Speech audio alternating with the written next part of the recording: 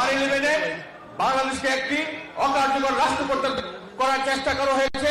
আমাদের দলের নেত্রী দেশনেত্রী বেগম খালেদা জিয়া, আমাদের নেতা জনাব তারেক রহমানকে মাইনাস করার ফর্মুলা বাংলাদেশে বাস্তবায়ন করার চেষ্টা করা হয়েছিল।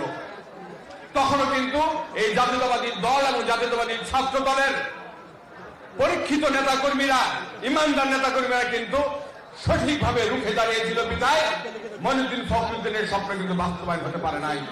তারপরেও কিন্তু আমরা মানুষের অধিকার আদায় করতে পারি নাই। 17 বছর আমাদেরকে লড়াই করতে হয়েছে গণতন্ত্রের জন্য, স্বাধীনতার সার্বভৌমত্ব রক্ষা করার জন্য, মানুষের ভোটের অধিকার এবং কথা বলার অধিকার বাস্তবায়ন করার জন্য। আর এই লড়াইয়ে নেতৃত্ব দিয়েছেন বাংলাদেশের ভবিষ্যৎ প্রধানমন্ত্রী, বিএনপির ভারপ্রাপ্ত chairman, the modern philosopher of Bangladesh জনাব তারেক রহমান। উনি স্লোগান দিয়েছিলেন টেক ব্যাক বাংলাদেশ, অর্থাৎ বাংলাদেশকে আমরা বাংলাদেশের জায়গায় ফিরিয়ে আনতে চাই। যে বাংলাদেশকে আমরা অর্জন করেছিলাম 1971 সালে, সেই বাংলাদেশের স্বাধীনতার সার্বভৌমত্ব, গণতন্ত্র, মানবিক মর্যাদা, সম্মান সবকিছু আমরা হারাতে পেরেছিলাম। সেই অধিকার লড়াই কিন্তু নেতৃত্ব দিয়েছেন আমাদের নেতা জনাব তারেক রহমান।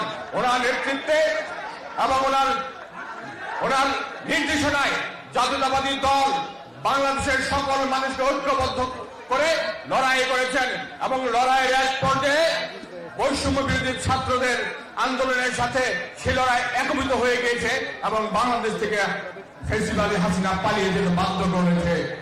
প্রিয় বন্ধুরা, আমরা শেখ হাসিনার বিচার বাংলাদেশের মাটিতে নিশ্চিত হতে দেখতে চাই।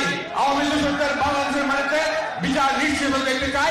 একই সাথে আগামী দিনে একটি দফার ভিত্তিতে রাষ্ট্র কাঠামো মেরামতের যে কর্মসূচি ঘোষণা করেছেন আমাদের নেতা ভারপ্রাপ্ত চেয়ারম্যান জনাব তারেক রহমান, ইনশাআল্লাহ সময় সুযোগ যদি আমাদের নেতার কাছে আসে, আমরা আত্মবিশ্বাসী উনি বাংলাদেশকে একটি দফার ভিত্তিতে নতুন যে বাংলাদেশের রূপরেখা সেটি তৈরি করবেন এবং সেই বাংলাদেশ গঠনে আমরা সকলে ঐক্যবদ্ধভাবে কাজ করব।